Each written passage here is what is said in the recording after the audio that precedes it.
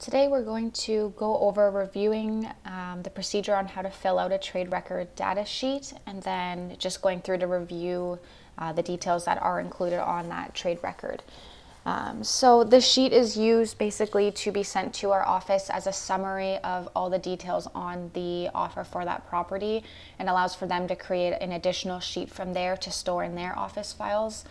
So filling out this trade record data sheet is crucial, and the information inputted into the sheet must be accurate and double checked to make sure that there are no typos or mistakes, because whatever is inputted onto this sheet is taken directly into our office files as well. So double checking is a must for this step here.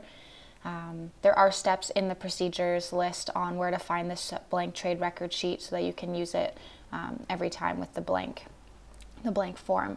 So we're going to start from the top. So today's date, it's always going to be the date that you're filling out the trade record. So for today and training purposes, it is February 13th. I normally just type it out, and then if I click outside of that cell, it normally will just code in for me what I have put in there for the date. MLS number, you can go back into your Google Drive or go onto the MLS to find out what that number is. So I'm going to access the Google Drive in here and open up the MLS sheet so that I can copy over that number. And you'll find the MLS number right at the top, right before all the information of the property. So I'm just going to type that over. Okay, and now I'm good with Google Drive. Okay, and now the type. So this is where you're also going to confirm on the paperwork if it is a condominium or if they are selling land or commercial. They're going to be different forms. If it's just a freehold house, you're just going to have it say agreement of purchase and sale in form 100.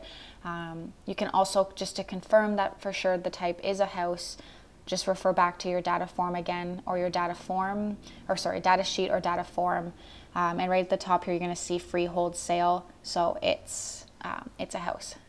There's no condo fee or any kind of additional fee topped onto there. So I'm just going to put an X in that box, and I'm going to fill with yellow just so it stands out.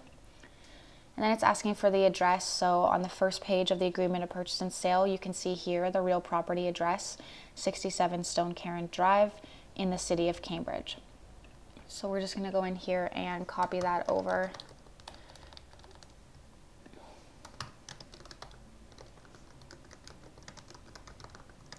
In Cambridge. Okay, so the offer date. So this is the date that both parties came to an agreement on the terms of this offer, and it's going to be found on page 5 of the agreement of purchase and sale. So I'm going to scroll through here until I see at the bottom I'm on page 5 of 6. So this page, and you're going to go to the confirmation of acceptance. So this is the date that they have accepted all the conditions and all parties are agreeing to the terms. And we're going to get the date there. So it's November 23rd, 2017. So November 23rd, 2017. And that should code again for that. Closing date is the completion date on the first page of the agreement of purchase and sale.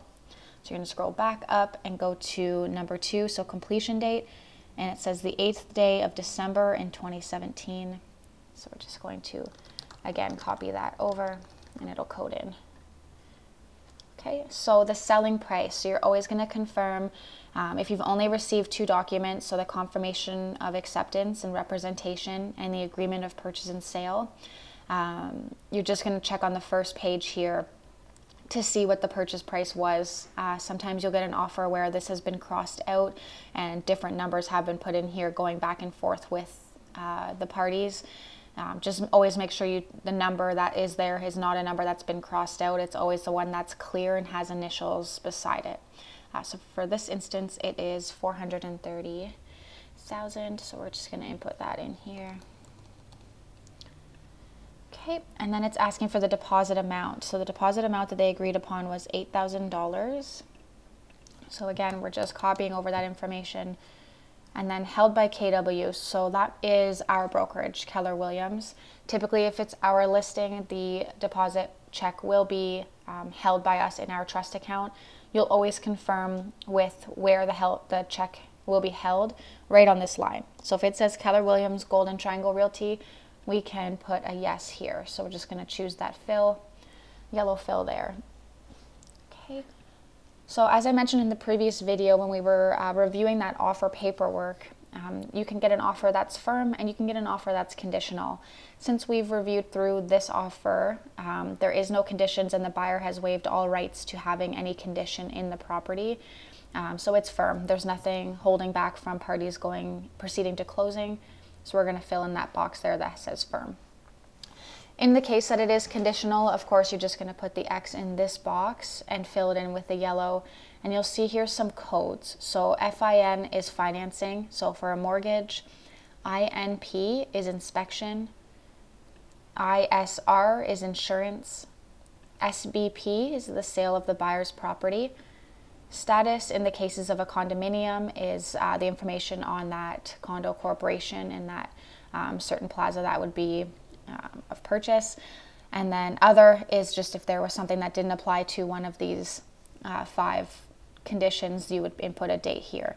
So I generally will bold the writing here and then I'll input the date here. So the same as above, if you were to type in just February 14th, it's going to code in the date and then you're just going to bold this so that they can see at our office that there is a condition for the sale of buyer's property. Okay. In this case though, it's firm, so we can leave that blank. Nothing there applies, so we don't need to fill anything out past just that one box. Okay, so now we're going to get into the details of both parties. So there's one section here for the vendor and there's one section for the purchaser. So the vendor is the seller and the purchaser is the buyer. So I generally start in one column and I follow it all the way down and then I go over to the other to get that information. So we're going to start with the seller or vendor information and we're going to copy over the information that's been provided to us. So it's asking for the name. So we're going to go on our first page of the agreement of purchase and sale and look for the seller and then copy over that name that's been inputted there.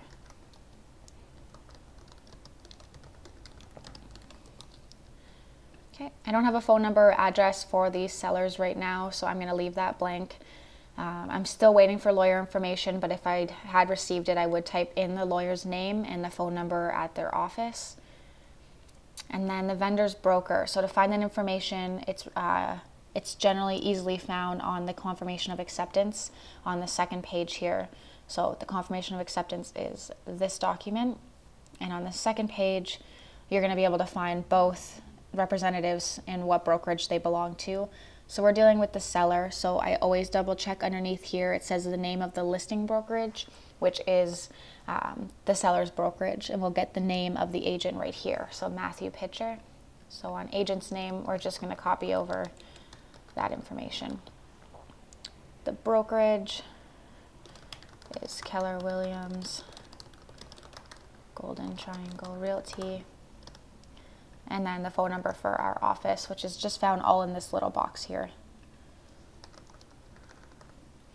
Okay, listing referral. So if there was another document here that had some referral information on it, we just input in that where we received this seller from in there, and they would receive a percentage of the commission for that deal. Okay, so listing commission. So this is going to go back into our listing agreement that was first signed before we got the listing. So I'm going to go back into my drive and we're going to open up that seller representation agreement. So the listing agreement right here.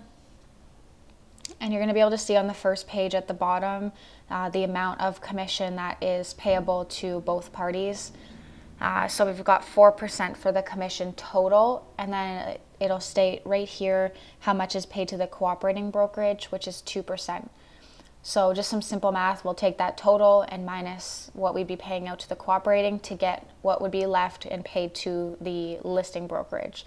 So 4 minus 2 is 2%, so split right even.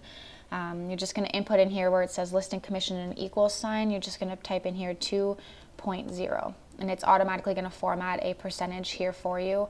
And then you're going to break down agents and how much they're getting paid. There is a document that has been drafted up for each scenario, so that would be provided to you before, so you'd be able to accurately input the names It's always going to be the listing brokerage that receives a piece of this percentage, as well as the other team owners that would be receiving an amount. And then that percentage will change depending on where that lead had come from. So there is a document drafted up for you to follow, so that you're never questioning how much to give each agent on that side.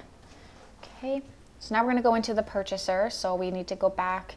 You can just go to the first page of that agreement to see purchaser or buyer. So on the agreement of purchase and sale, it refers to the purchaser as a buyer. So we're going to copy over that name as well.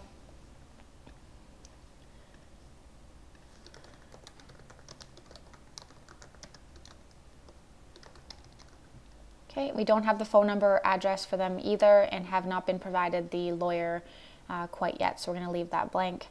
To get the purchaser's broker information, we're going to go back up to that second page of the confirmation of acceptance and get the agent's name and the brokerage. So again, we're just going to copy over that information.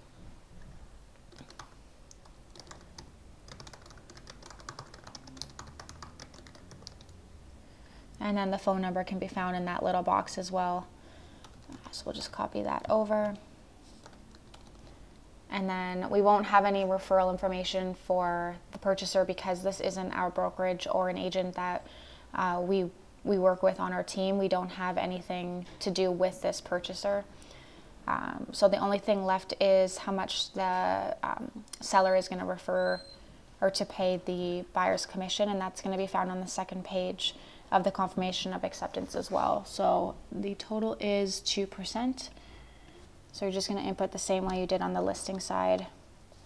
And we don't know the breakdown for the agents on that side, because again, it's not from our office and we don't have those details. So you just leave it exactly like that. And then you're just going to save it. I always save 2 copies, one in the editable format, so in my Excel sheet, and then one as a PDF. And then I'm just going to transfer them into my Google Drive to allow them to always be accessed at any time that you would need it.